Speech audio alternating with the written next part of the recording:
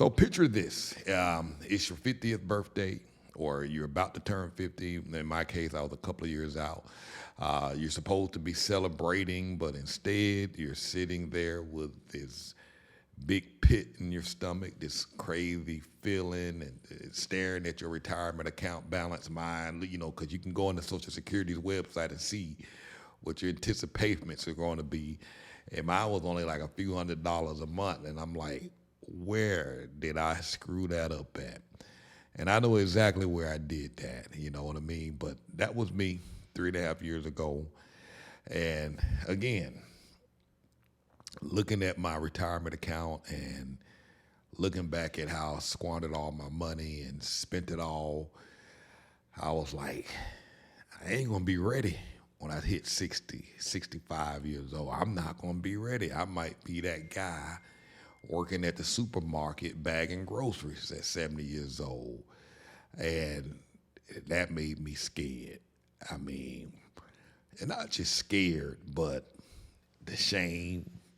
You're like, man, I'm 50 years old, about to be 50, and my finances ain't in order. What did I do wrong? Where did I screw this up at? Why can I have gotten it together like many others? And so that shame, that embarrassment, that fear, it starts to turn into panic, and it's like, oh, I got to do something. I got to do something. The retirement calculator, you hit these websites online, they show you how much you need to have in your bank account to be able to live off of the interest. And it's like, a couple of $1 million. I'm like, I don't got a couple of $1 million. Now, I made a few $1 million, but like I said earlier, I spent it all, I squandered it all, and I'm nowhere near that. So and not only that, the rising cost, just the rising cost of living, made it impossible to, in a sense, just kind of stay in the States. Because I started doing the math. I'm like, okay, we need to aggressively start saving money, figure out how to invest, which is something I hadn't done my whole life. I played around with some little stocks and penny stocks and other kinds of stocks, but it's like, okay, so I save all this money. Am I gonna take all this money that I'm trying to aggressively save and risk it, doing investments, doing things I'm not familiar with? Then I don't know the first thing about stocks, and so again, that caused me to have a whole bunch of sleepless nights, just worried about the future, wondering about the future. How, I'm like, man, if I don't get this right, we're gonna be living with our kids that are adults, and while they're trying to get their life started and get, live their life and raise their family, I'm gonna be leeching off of them if I don't figure this out. So, so I had to do something. So there I was, just realizing I needed a massive change. And here's the thing about hitting rock bottom: it forces you to think outside the box. And I mean, it forces you to think way outside the box. So I started coming up with all these ideas. I was like, okay, I like starting businesses. I've done very well with my own businesses. My only way out of this is to start a business and make a lot of money and save it and live on that. But then I'm a realist. I'm like, but Cartez, you got very poor money management, poor money saving, poor money investment habits.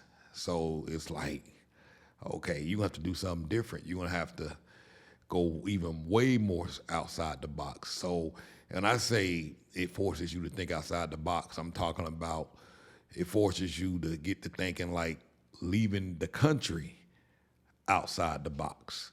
Because I recalled from years earlier when we lived in Colombia, it was like, wait a minute, we was there was apartments, 3-bedroom apartments for $300 a month, brand new, modern, fancy. That included all the utilities, electricity, internet, and it was like quality of living was better. It didn't go down. And so it was like I can save all this money by moving abroad to a place where my money goes further, and I can literally cut my expenses by 50, 60, 70% overnight without decreasing the quality of life, and that my quality of life would actually improve. I could afford to have a maid because we had a maid that come to our house, a housekeeper. She'll get there early in the morning, 7, 8 o'clock, and she would stay there until 5 p.m., 6 days a week, $300 per month. And it was like, we're getting 3 square meals a day. She cooked, she cleaned, ran errands, watched the kids. The kids were much younger back then. So I started remembering all that. I'm like, man, not only can we save, but life will get better. And I'm thinking, okay, I don't need to have one come by 6 days a week. One paying $300 a month. I'm like, man, I just have somebody come by once or twice a week, cost me $20, $30 a week, and save this. So again, it got me that I got excited. You know what I mean? When I started thinking about all the possibilities, I'm like, wow, that's how we're going to do it. We're going to pack up. We're going to move. We got about 10 to 15 years to get this money situation right. So my thought process was save all this money, buy a house, pay it out cash so we don't have a mortgage, make the house self-sufficient, solar panels here where we live. Everybody got well water, so you won't have no water bill, won't have no electric bill with solar. The food from the market is like way cheaper. So it was like, man, play this right. My monthly living expenses could be under $300 a month, under $500 a month. Now, keep in mind, with family of 5 of us are here now, but I'm factoring in the fact that the kids at some point going to be a little older. They're going to be on their own. So they just be 2 of us in the house. So we won't be spending that much on food. So I got excited. So started doing some research, digging deep. Initially, I decided on going back to Colombia, and this was during the pandemic. Everything was still closed down. Got to Colombia. They had lockdowns. They had this thing called a National Day of Protest where people were out in the streets protesting government stuff. And it ended up turning into riots that went on for weeks. And so during that time, there were already lockdowns, and because of the rioting starting to get out of hand, they made even more restrictive lockdowns. And I just decided, I'm like, okay, I didn't come to Colombia because I went to Colombia to find a place to live. And I was like, I didn't come all the way over here to Colombia to be locked up in this hotel. So a friend of mine named Steph, thank you, Steph, she was like, you should come check out Mexico. And I'm like, man, ain't nobody going to no damn Mexico. What the hell's over there in Mexico? And she didn't make it better because she was like, not only come to Mexico, come to Merida, which is like the hottest place on earth. Literally, the heat is insane. This year, the heat was ridiculous. We're talking like 115 degrees on a regular.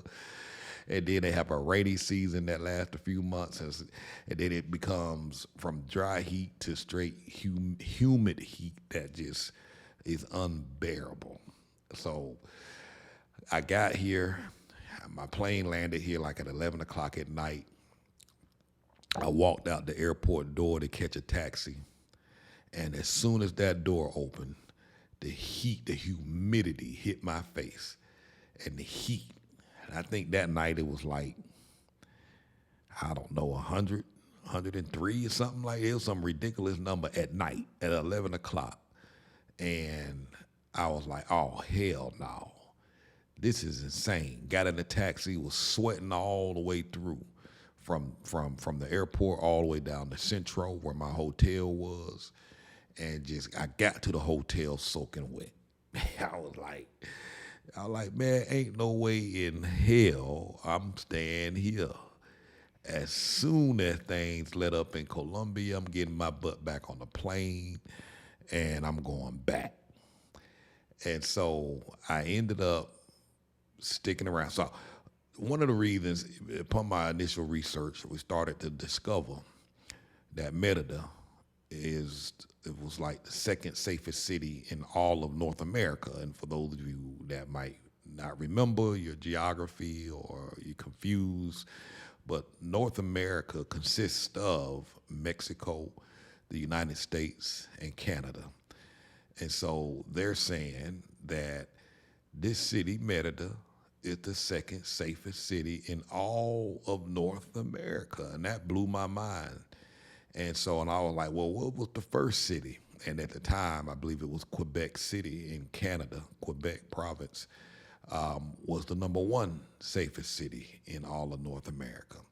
So that was very important, particularly after coming back from Colombia, where you had to constantly look over your shoulder. You had to be mindful of not flashing things or pulling money out or allowing people to see you with expensive things. I would walk around making videos with my phone and people would randomly come up to me and warn me sternly, put your phone back in your pocket. You're making yourself a target. They're going to rob you. They're going to take it from you. They're going to steal from you. And I remember one day just being out in the city on my laptop, Apple MacBook, and the person walked up to me and was like, take that back in the house now.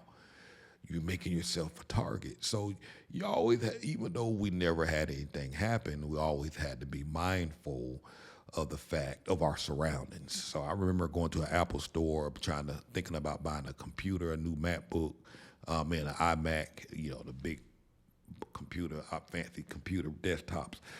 And I was like, nah, I ain't gonna buy that because that means I have to carry it through the mall and get in my Uber, and then folks gonna be looking at me and making myself a target. So when I got to Merida and I was able to run around the street and make videos and not have people come up to me and tell me to put my stuff up, it was like this sigh of relief. And when I got there, so I got to the airport at 11, but we made it back to my hotel by 12:30. I'm checking into my room, and I come downstairs, and I asked the guy, was there anything open? He was like, yeah, go a few blocks down, and there's a Chili's restaurant or something like that over there. And I'm like, is it safe to walk this time of night? He's like, oh, yeah, it's the safest city. Ain't nobody gonna bother you. And so I was kind of hesitant. So I went anyway, and I started walking down the street and walked down the dark street and got to the main road. And I was like, and once I got to the main road, I saw all these people on the street just walking casually, sitting down. And I'm like, man, this is crazy. All these folks up here, they're late walking around the city. And so I went and got something to eat. The people were very nice. My Spanish was still jacked up. And I got, finished eating. I started walking down the street where everybody else was walking just to kind of see what was out there. And I had gotten here like at the end of March. And so I'm like, okay, this is not bad. So I'm down here in Centro on the tourist side of town, Paseo de Montejo, just walking up and down the road, real lit up very well. They had free Wi-Fi in the city, and I'm like, oh, this is nice. And so that turned into weeks, and turned into 1 week, then 2 weeks, then 3 weeks, then a month. And as the weeks went by, I was like, this is nice. Now, it's what's the word I'm looking for? The culture is different.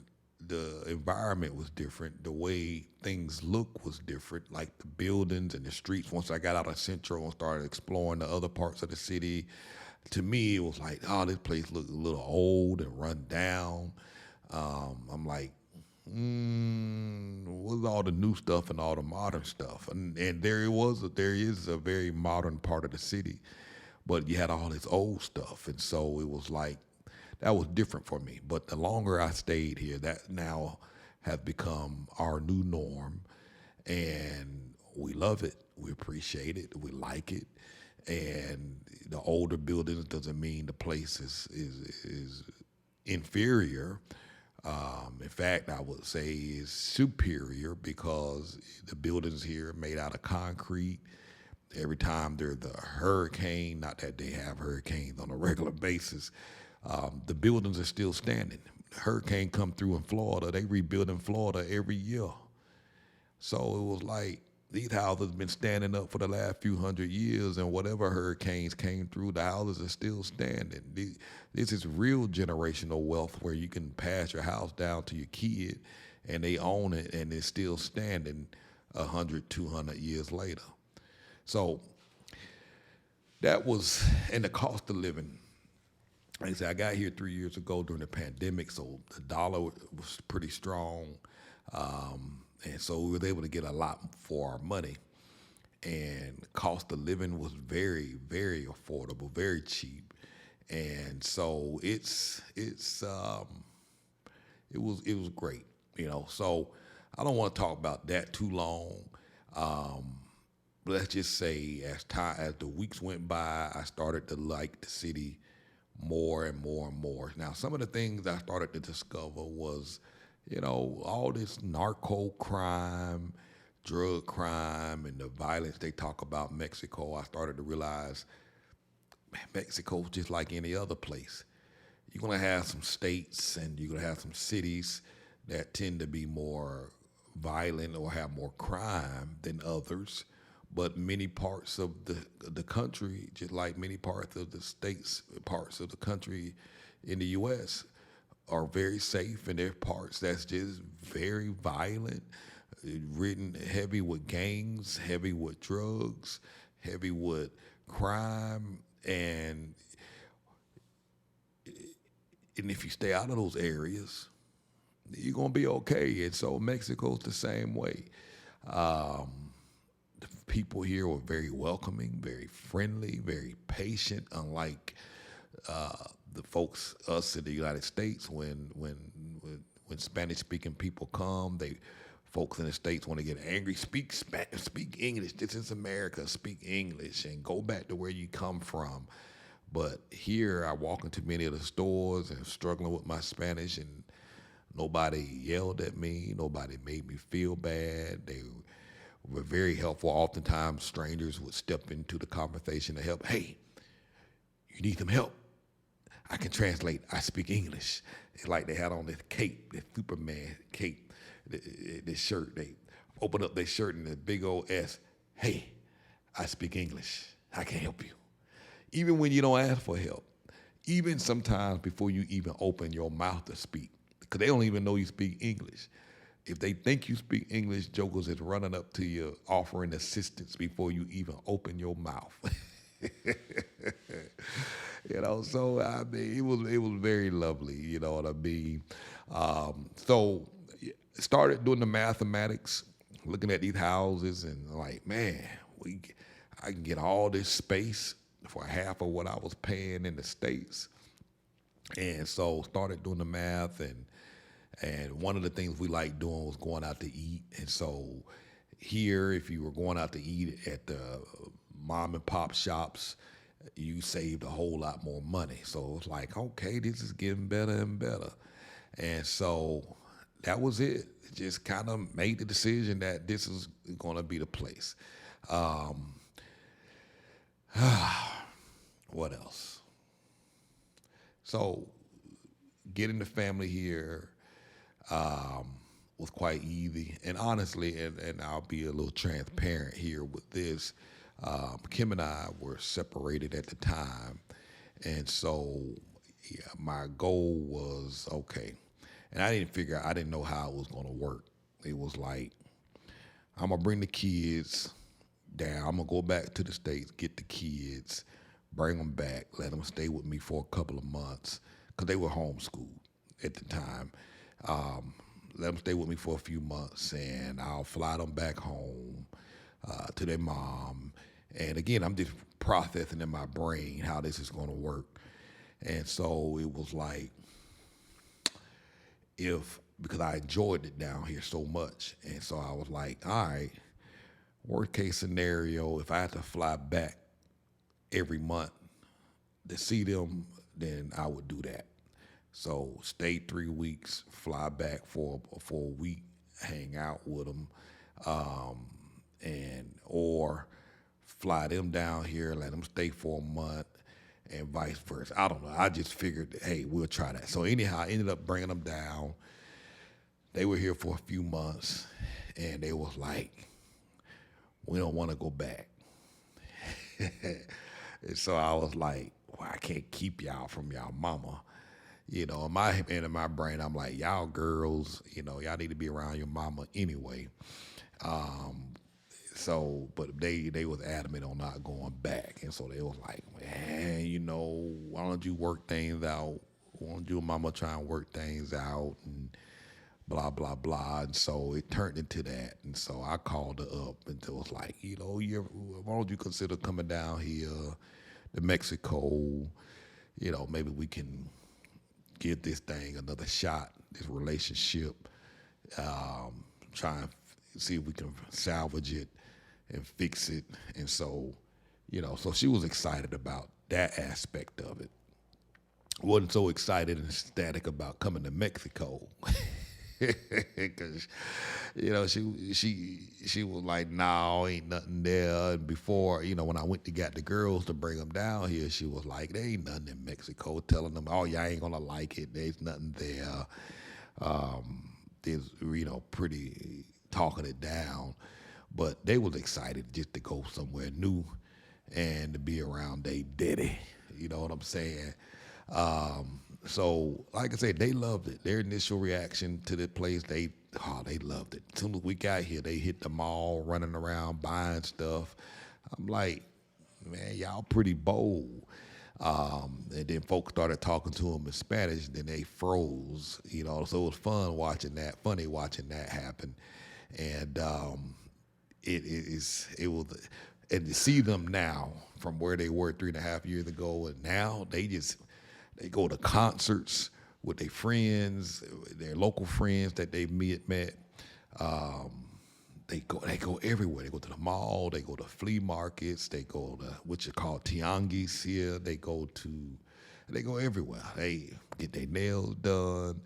They have so much independence here than they would have in the United States. They can hop or Uber ride for $2 and go to the store, or go to their friend's house, and the same ride in the States might cost $40, $50. So that would never happen. So they have unprecedented freedom. They go down to Central, they go shopping, they just have fun. They love it.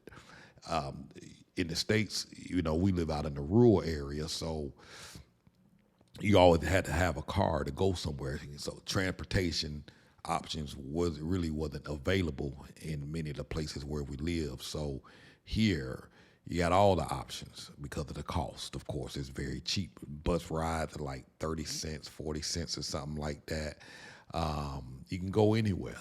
The city is very connected. So that I think they like that the most about anything. So I would say they didn't have any fear up until this point before they got here. We had been traveling and going places and stuff like that.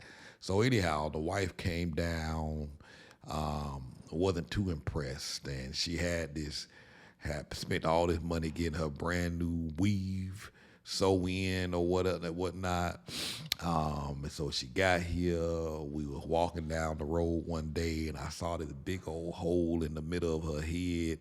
And I'm like, man, what the hell is that in your head, man? Why your head look like that? And she was like, stop playing.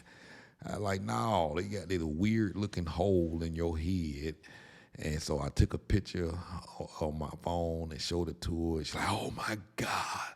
So that sun had melted, that melted that part of her hair, that her weave, and she was so mad because she was like, "I just spent all this money for this, ain't even a week old." And so she ended up having to take that out and throwing it out, and ended up just really going natural. Then a week or two later, she got a big old boil on her leg from all the walking we were doing in the sun and the sweating, and so it was just miserable. So she hated it. I'm not staying. I can't stand this place. I'm not. Blah, blah, blah, blah, blah, blah, blah, blah, blah. So it was she had a tough time, and I would say attitude it's a lot. I mean, attitude determines your altitude, and I'll leave it at that. It makes the experience better. So if you have a bad attitude, things tend to get more badder.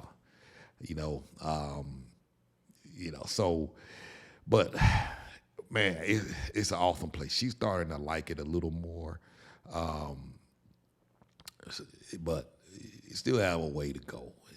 There's a lot she likes about it. There's a lot she don't. And but once she got here, we decided that this is it. This is gonna be home, whether we like it or not. Or we have a goal. The goal is to get these finances in order, save money, and they start planning for the future. I determined and had decided that staying in the States just wasn't an option. And so, like I said, we were separated. So I told her, I'm like, look, I'm not here to make you stay. I'm not here to force you to stay. You are more than welcome to do what you like. Um, I'm about to be 50 years old at the time, and I'm like, I got to make the decision that I think is the best financially, so that we can be straight 10 years from now. And I just don't believe going back to the States and spending all that money. Cost of living is high. Is the right place to be. And since, like I said, since we was already separated, I'm like, I'm not stopping you from doing what you want to do, but this, for me, I think this is the better course of action for the future. So this is what I'm doing. And so, so she decided, she's like, all right, well, okay, maybe that makes sense and whatnot. Because at the end of the day, just being completely transparent, I've been the primary breadwinner. I've been working and supporting our household for 20 plus years. And, I'm like, if something happened to me, if I get sick or something, hey, I'm like, getting these finances in order for the next 10 years is on my back. I'm like, so as an entrepreneur, trying to see the bigger picture, I'm like, this is the path of least resistance. I can afford to hire help as a business owner and pay less for labor and pay less for help. That's another thing. Here, I mean, like the average worker here makes like $150, $200 a week working full time. I'm talking about 5 to 6 days a week. And so it was like I can afford to hire people. I can afford to hire help and scale and build and grow and get cheaper services, hire people to do services for me for cheaper than I would in the States. So looking at the whole picture, for me, that this was the way to go.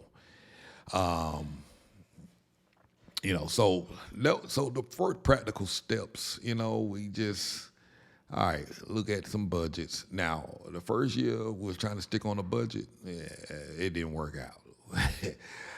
You- because everything was so cheap, you justified in your mind that you could spend the money. And so you start spending a little bit, $2, $2, and $2 become $200. And so even though you're saving a whole lot, you're spending more because you're not really focused and managed on the budget. In the first few months, we were excited about being in a new place, going out, doing different things, and all of that. So the budget kind of went out the window. Thought we was on a budget, made enough money, but again, old habits die hard. If you weren't a good saver in the United States, if you didn't manage your money well in the United States, you're not going to manage your money any better here. Even if you're saving 80%, you're not going to do any better. You're going to do the same thing you did there. And that's exactly what we did. We were spending it. And so the first year, we did better the second year on managing the money. So had to didn't do a good job spending a lot of time learning the language. Took a couple of classes online, but didn't stick with it because it seemed, we're taking classes 3 days a week, and it just seemed like every time you turned around, it was time for class, and just didn't have the time. And the kids were in activities, so we're trying to keep them busy. So we never really got to learn the language, me and Kim, the way we want. I understand more Spanish now than I speak it. So people talk, I can understand, but I can't open my mouth and articulate what I want to say.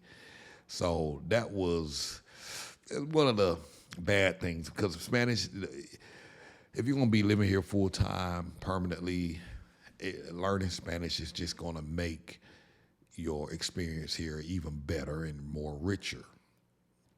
And so if you're coming, I would suggest you start learning Spanish sooner than later, because I see a lot of people leave here because they get frustrated because they don't know the language. And it's like you're starting over. It's like you're a child.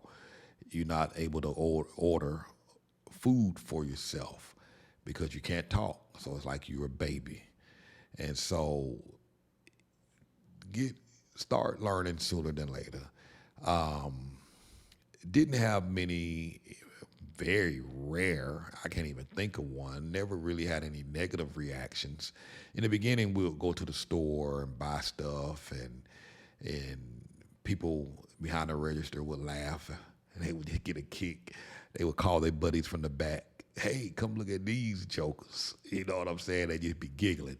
And I notice a lot now, when new people arrive, they feel people are laughing at them. And what I've learned is that they're not laughing directly at you. They're kind of laughing at the situation indirectly. Like, look at this foreigner here. They're trying to talk to us and they can't talk. And so they giggle. It's not even a laugh. They just kind of giggle, almost like a little boy or girl have a little childhood crush on somebody, and they giggling when they come by. It's that kind of giggle. So they're not laughing at you being mean-spirited or hateful or anything like that. In their mind, it just looks like they just genuinely surprised that you're there, number one. They're curious as to why you want to be in their country, and considering they think you're coming from the United States, where it's the greatest country in the world. So they're kind of dumbfounded by that fact. Like, why would they come here of all places? And then factor in the part where oftentimes, and I find that here's what it might be. I find that their nervous laugh is really not at you, but kind of at the situation and themselves, because now they're faced with you trying to figure out how they're going to talk to you, because they know you don't understand them and they don't know English to talk to you. So oftentimes when you go in the store, they might run to the back to avoid the conversation altogether. That happens a lot. Or 2 or 3 of them will be there, and neither one of them will approach the register. They'll look at each other and kind of start laughing, because they're laughing amongst themselves like, which one of us is going to go and talk to this gringo? Yes, and black folks are considered gringos. Somebody asked me that today. I was like, oh yeah, we gringos too. And I asked for clarification on that since I've gotten here a few times. I'm like, because on TV in the States, we always thought gringo was the white man. That's all they ever referenced on TV was the gringo. And so, but I was definitely reminded of that. I too am a gringo. So, so I think that's pretty much more of what they're laughing at. They're not laughing at you. They had that nervous laughter and that laughter of which one of us is going to deal with this guy, because none of us understand what he's saying and none of us can speak and talk to him to get through this situation. And so when one of them finally make it up to the register, they really be giggling. And they just, it's almost like they kind of Google eyed or awestruck. And so it's always funny. So I met a lady who, she was mad. She was like, this lady and this guy was at the register and they started laughing at me. This was in a hotel. So she called herself going up and cussing them out. And I'm like, what you cussing them out for? They probably didn't understand what you were saying, so you just wasted your breath and frustration. And they still laughed at your butt. So she thought about, I done told them a piece of my mind. I'm like, man, your mind didn't matter because they don't know what you said. You the only one hot and tempered, and the culture here, everybody's more like tranquilo, means calm down, relax, it's okay, it's not that serious. So I just want to emphasize, they're not laughing at you. They're laughing about the situation.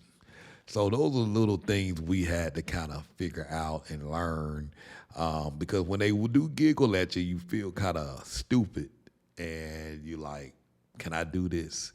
And so you can't let that thought get in your head. Um, I had many moments of doubt, and there were many times when I thought, okay, am I making the right decision? Is this where we need to be? My kids started getting sick, and my daughter was diagnosed with schizophrenia here, and so the thought of, do we need to go back to the States, or do we stay here and try and ride it out and let her get treatment here?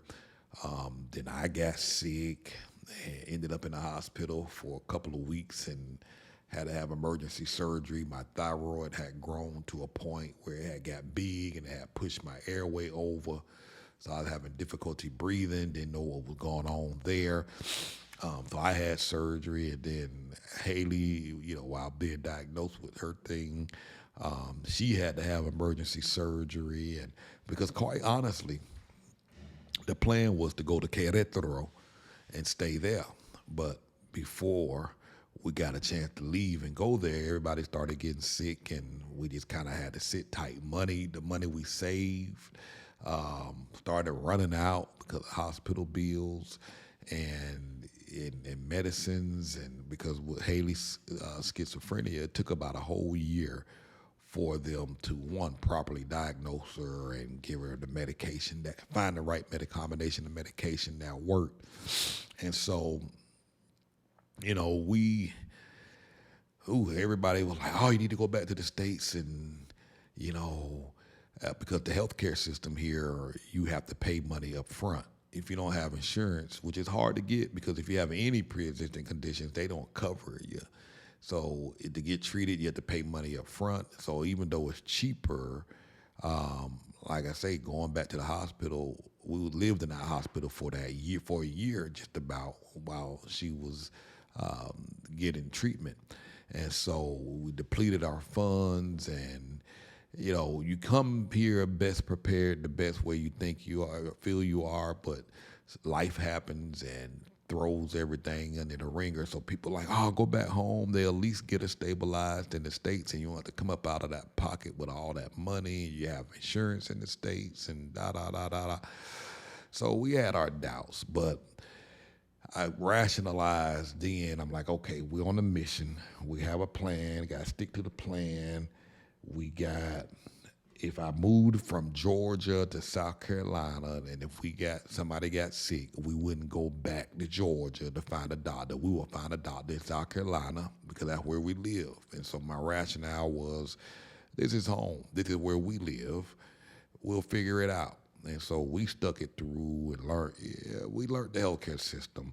So we were better for it because of not going back home and quitting and leaving, because we would have missed it.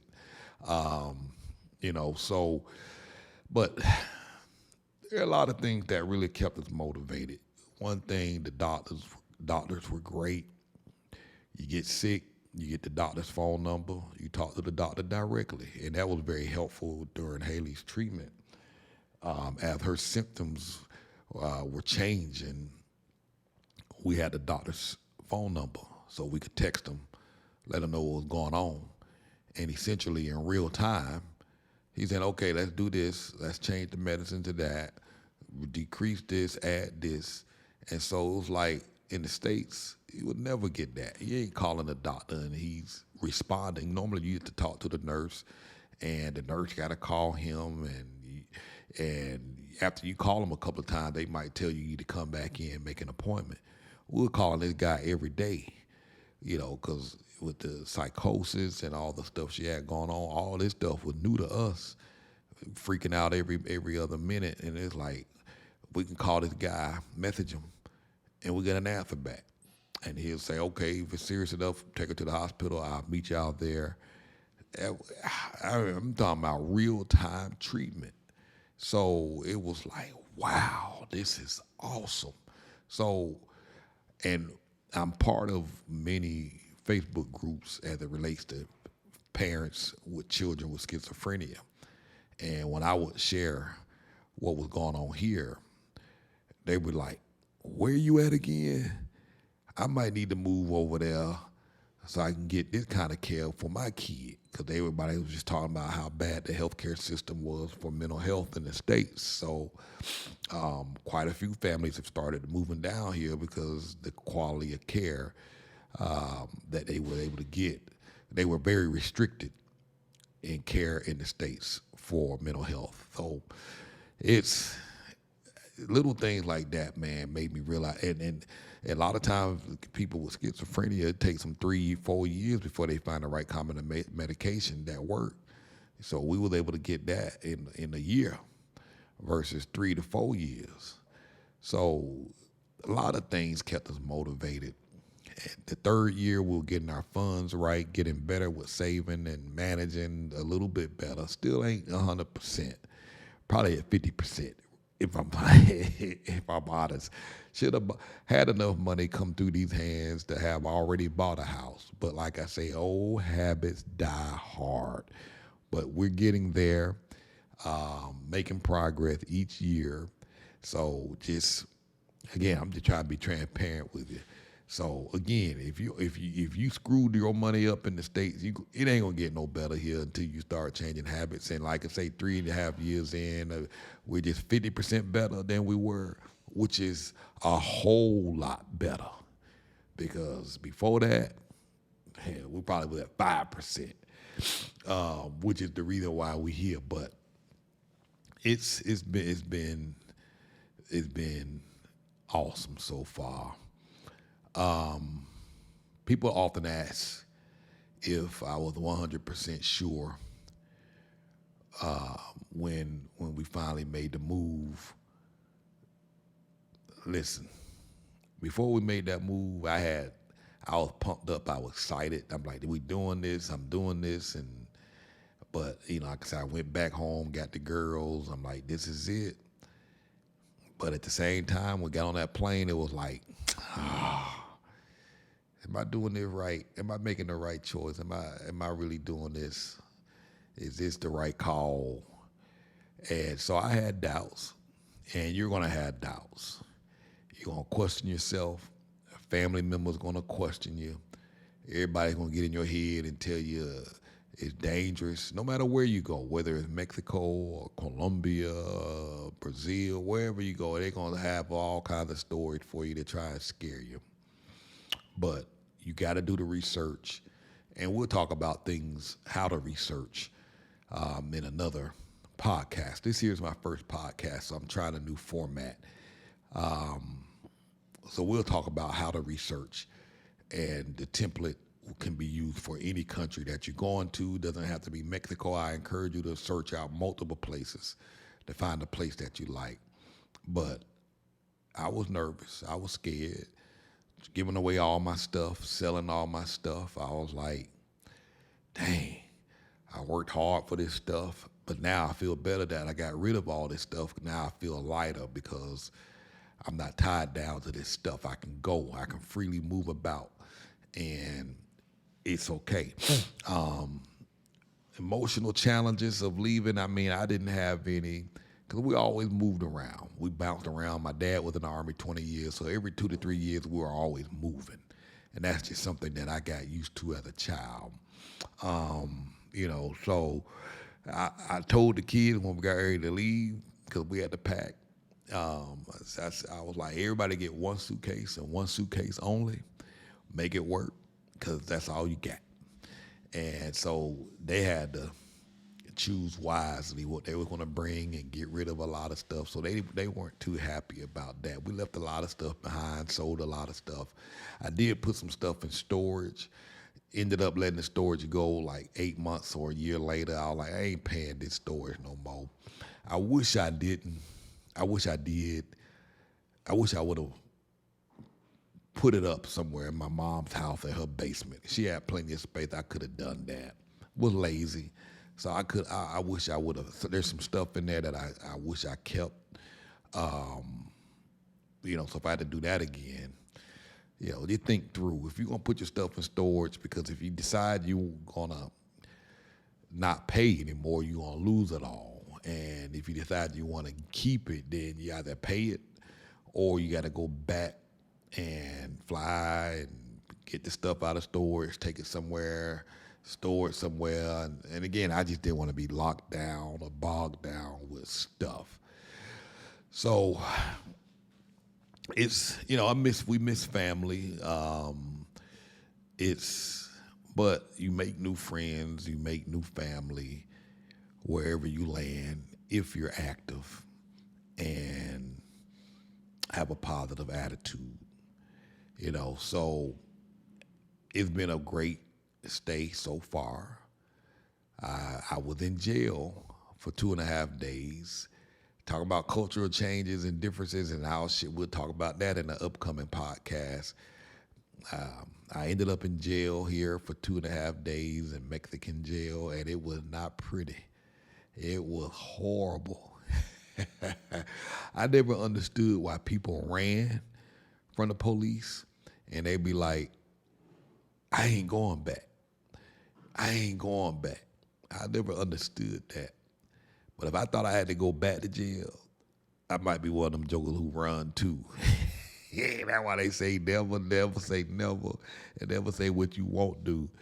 I was like, I ain't going back. I ain't going back. I'll take my chances trying to flee. But I'll share that experience with y'all in another video. But it's been great. It's been great. I don't have any regrets.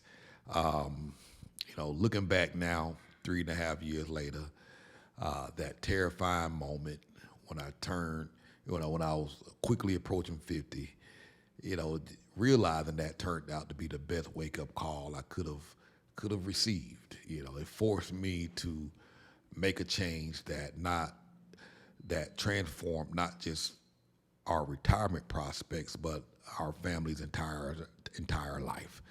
Kids are speaking Spanish. Haley will start college next fall. And here in Mexico, speaking Spanish. So it's been the best decision. And if you're sitting here and you're feeling that pit in your stomach about your future, I want you to know it's not too late. You got options. There are solutions. And sometimes the scariest decisions lead to the most beautiful outcomes. So next week, I'm going to try to do these once a week. We're going to dive deep into the actual numbers, exactly what it costs to live in Mexico versus the United States. I'll break down a bunch of stuff from housing, healthcare, so you can see if this path might work for you. Thank you for joining me for this first episode of Move Abroad and Thrive. If you found this helpful, please subscribe and share this with someone who might need to hear it. And if you find our content helpful, consider a donation, you can do that on our website, www.moveabroadandthrive.com, and you'll see a link that says donate. Make sure you subscribe to our free newsletter for free tools, tips, and resources about moving abroad. And again, that's www.moveabroadandthrive.com. Thank you for watching.